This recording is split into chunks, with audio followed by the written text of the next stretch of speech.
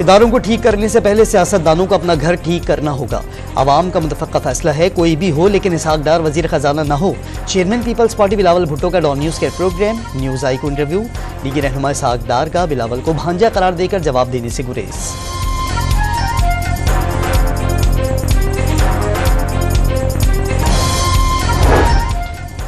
Iran के missile हमले के दूसरे रोज पाकिस्तान के जवाबी वार।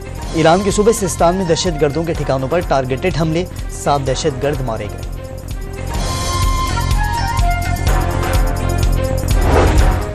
PIA समेत तमाम पाकिस्तानी एयरलाइंस ईरानी फ़ज़ाई हुदूद इस्तेमाल न करें, सिविल एविएशन अथॉरिटी ने हिदायत जारी कर दी।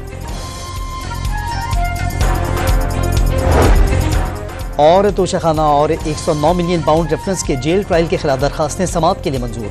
ऑर्डर पास करेंगे, तहाइफ रियासत को वापस करना शुरू कर देना चाहिए, अदालत के नमाज।